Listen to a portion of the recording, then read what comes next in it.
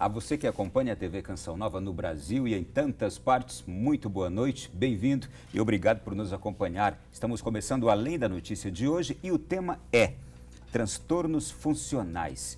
Muitos de nós não fazem a mínima ideia do que é este tema. Pois bem, a introdução diz o seguinte: os transtornos funcionais específicos abrangem um grupo de pessoas que apresentam problemas específicos de aprendizagem escolar, manifestada por dificuldades na aquisição e uso da audição, fala, leitura, escrita ou habilidades matemáticas, não existindo para os mesmos uma explicação evidente. É sobre isso que vamos falar no programa de hoje, por isso temos duas especialistas aqui para conversarem conosco. Isabela Monteiro, fonoaudióloga, mestrada pelo Instituto de Psicologia da UNB, Universidade de Brasília, com o tema envelhecimento auditivo. Também defendeu tese de doutorado pela Faculdade de Ciências da Saúde da UNB, com o tema Eletrofisiologia aplicada à doença falciforme, e é professora do curso de fonoaudiologia da Uniplan. Também é membro da Associação de Fonoaudiólogas. Bem-vinda, tudo bem? Tudo jóia. Prazer tê-la aqui. Temos também o prazer de receber a Carla Rodrigues, é pedagoga pela Universidade de Brasília, psicopedagoga clínica e institucional, coordenadora do Núcleo de Pesquisa e Atendimento aos Alunos com DEPAC, do Centro de Apoio ao Surdo, CAS-DF, é consultora técnica da Associação de Pais e Alunos com DEPAC. Bem-vinda e boa noite. Boa noite. Bom, estou aqui rodeado de especialistas neste tema. Nos ajudem já a entender. A introdução é isso mesmo? Transtornos funcionais diz respeito a isso? Carla, Isabela, fiquem muito à vontade. Transtornos funcionais específicos, como o nome diz, são os transtornos que a criança não é uma doença, não é uma deficiência, é uma dificuldade que ela tem principalmente na aprendizagem, né? A dificuldade ela aparece principalmente na escolarização. Dificuldade na leitura, na escrita, na matemática, na atenção e na concentração. Então, são transtornos que causam toda essa dificuldade. Por isso que é tão difícil diagnosticar e perceber. Isso quer dizer que os transtornos específicos, os transtornos funcionais, as pessoas que têm esses transtornos não podem ser consideradas como deficientes. Exatamente, não tem nada em exames, provavelmente são famílias que passam já por uma série de avaliações com o neurologista, com o psicólogo, enfim, não tem nada no organismo que justifique essa dificuldade. Exatamente pelo nome funcional, está aí, no sentido de utilizar aquela função sem uma lesão aparente. Né? Olha, então a dificuldade está toda aí. Muita gente em casa agora deve estar identificando algo que já viveu ou que está vivendo agora. Vocês estão me dizendo que esses transtornos funcionais, eles se refletem como? Na aquisição e uso da audição, isto é, uma criança ou até uma pessoa já com um pouco mais de idade, ela tem problemas de audição, na fala, não desenvolveu bem a fala, na leitura, na escrita e habilidades matemáticas. Eu conheço uma porção de gente que teve essas dificuldades. Tudo isso é transtorno? Na verdade, com relação a algumas áreas específicas, né, eles recebem nomes diferentes. Então, tem pessoas que têm uma dificuldade maior para lidar com mais de um som simultaneamente, apesar de ter audição normal. Né? Ou seja, um ambiente como são os ambientes hoje em dia, cada vez mais barulhentos, a pessoa tem dificuldade para se concentrar, para se manter em funcionamento, no caso de estudo, né, principalmente nessa faixa etária, para apreender determinados conhecimentos por conta de uma questão de não conseguir desfocar aquilo que não é interessante e focar aquilo que é importante naquele momento. Né? Isso daí seria, por exemplo, uma alteração da audição, que não é uma perda auditiva, e sim uma disfunção do processamento auditivo, que a gente chama. Né? Mas isso pode ser também com relação ao processamento visual da informação. Então, aí no caso da leitura, vai ser muito mais afetada, troca de letras, dificuldade para associar aquilo que ele está ouvindo à letra que ele tem que escrever, enfim. Né? Então, tem alguns transtornos. Agora, óbvio, tem algumas dificuldades, que são dificuldades pedagógicas, né, de aprendizagem, que a pessoa consegue superar com uma intervenção. Até do próprio professor mesmo, em sala de aula, ele identifica essas dificuldades. Os transtornos funcionais são aqueles que, mesmo com o acompanhamento do professor, não é suficiente, né, aquele momento de sala de aula. Ele precisa de um reforço a mais para superar essa dificuldade. E muitas vezes não supera. E aí você citou a questão da audição, da leitura, tem ainda a escrita, tem a fala e habilidades matemáticas. Pessoas, por exemplo, que têm dificuldade com números, com matemática, também... Não é aquela dificuldade de matemática, que matemática é uma matéria, né, que é um impedimento para muita gente, né, mas não é bem essa dificuldade matemática que a gente fala corriqueiramente, não. É na matemática da vida. É o que a gente chama de descalculia mesmo. A pessoa não consegue lidar com números, de uma forma geral, com quantidades, enfim.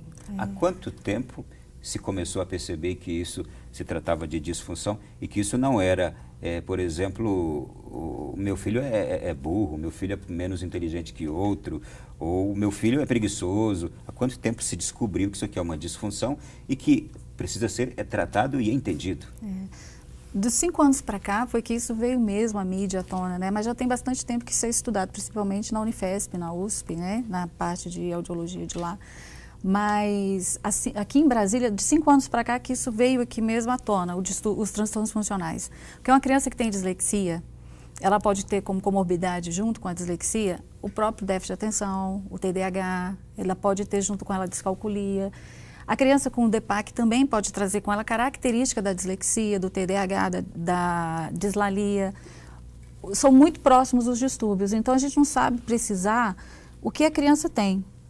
Então, como não existe assim uma deficiência que não é clara, então a gente precisa fazer testes comportamentais, né?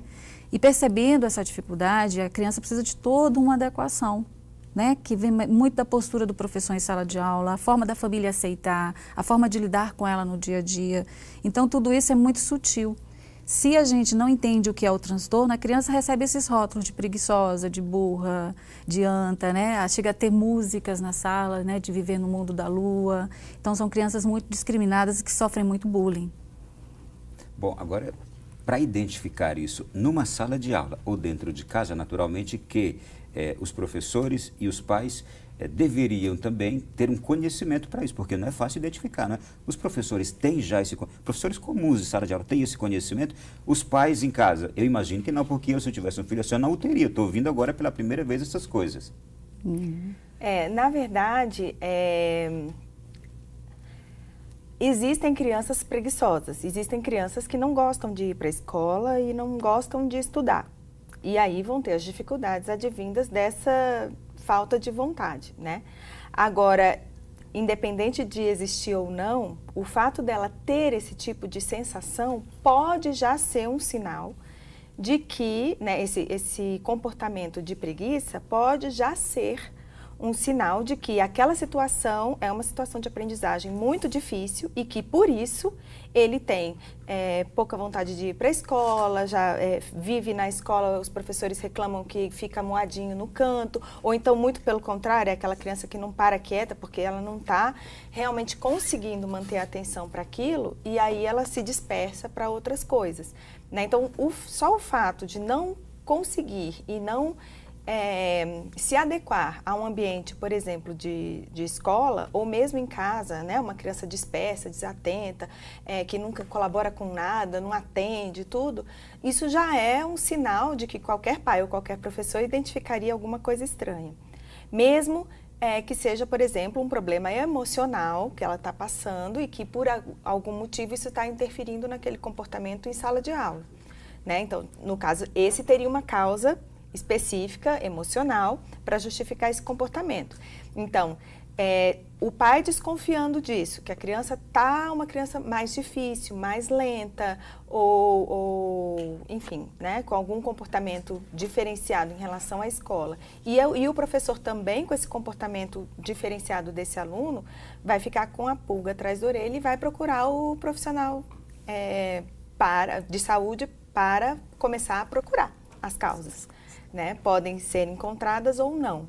Aí, no caso dessas crianças que não se encontra uma causa orgânica, porém o comportamento dele evidencia essas dificuldades, ele vai ser alocado aí dentro desse rótulo, né, de transtornos funcionais, que são vários, tem a dislexia, TDAH, enfim, processamento auditivo. Vocês naturalmente são especialistas e teriam uma percepção muito mais aguçada para para numa sala de 20 ou 30 alunos perceberem qualquer coisa assim.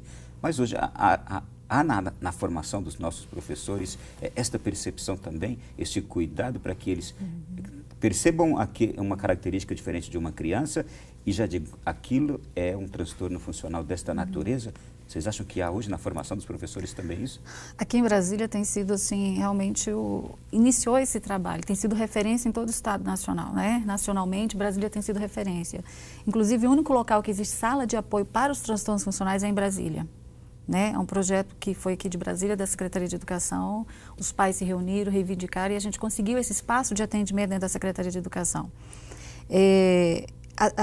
Precisa muito de formação continuada para os professores, muitos não estão preparados. O curso que é dado pela Secretaria, no caso, ainda atinge um número menor de professores. As escolas particulares estão muito mal servidas também, então, quer dizer, a gente precisa atender um público muito maior ainda, fazer esse tipo de orientação, dar curso de formação, não só para a escola, como também para os familiares, né? Porque não adianta a criança ter um acompanhamento escolar, um acompanhamento na área de saúde e o pai não saber o que é e lidar com ele no dia a dia. É um atendimento multidisciplinar e interdisciplinar também, então precisa dessa parceria. É muito carente ainda essa área de formação. Esse diagnóstico tardio, quanto atrapalha o desenvolvimento de uma criança e a própria convivência familiar. Você percebe que você também lida com a associação de pais e mestres, né? De pais e alunos. Com certeza. Quanto mais cedo fecha o diagnóstico, mais rápido é a reabilitação e a reeducação. Quanto mais tardia é esse diagnóstico, mais difícil fica para reabilitar esse aluno.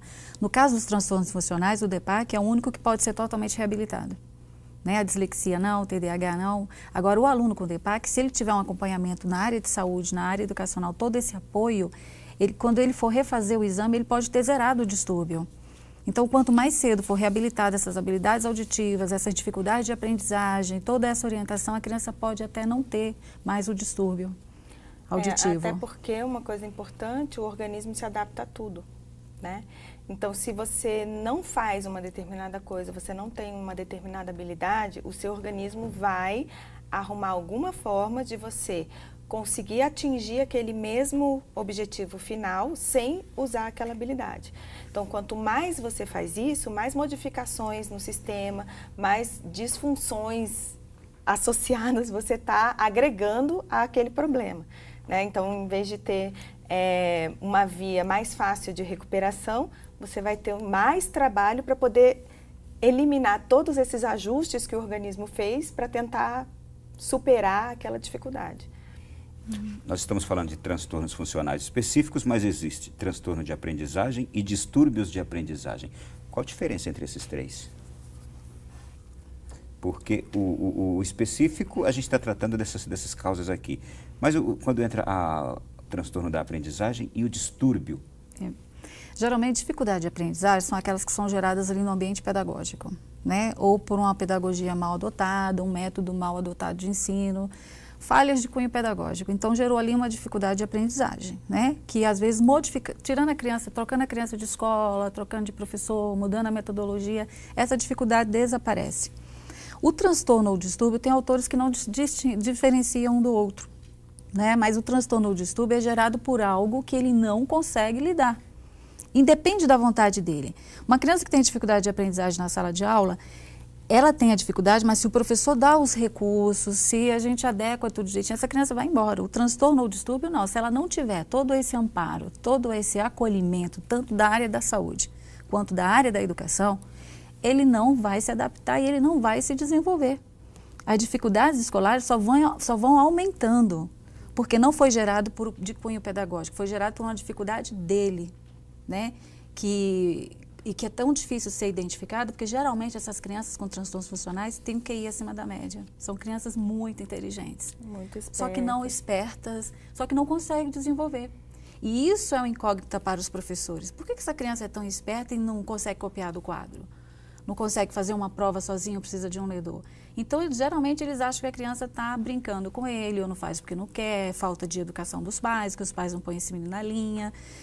Porque ele não demonstra toda essa habilidade dele. Mas não é porque ele não quer, é porque ele não consegue. Né? A gente compara muito quando a gente vai pagar uma conta no banco com código de barras. Né? Se o computador não identifica todas aquelas barras que estão no código de barra, ele não transfere a informação e você não consegue pagar a conta. O que você faz? Vai lá e digita número por número. É isso que acontece com a criança, por exemplo, que tem DPAC. Ela ouve tudo porque ela não é surda, mas ela não entende tudo, o cérebro não decodifica tudo que chega para ele. A informação chega faltando. Então a professora pode falar bola e ele pode entender bola, pode entender mola, porque a informação chega deficiente. Então, quer dizer, não é porque ele não quer ouvir, escutar. Ele ouviu, mas ele não escutou corretamente. É isso que o professor tem que entender, que os familiares têm que entender. Não depende dele. É uma dificuldade que realmente ele tem de processar e de entender aquilo que ele ouviu. Eu vou brincar com algo sério que você acabou de dizer. Eu já não consigo digitar aquele tanto de númerozinhos lá no... É número demais e nunca dá certo.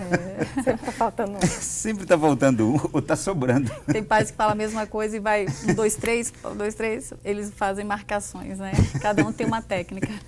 Gente, nós vamos para o intervalo, mas no próximo bloco eu vou trazer aqui o depoimento de uma mãe que tem um filho e ela mesma diz assim, olha, preguiçoso, distraído, desinteressado, enrolão, manhoso e diferente.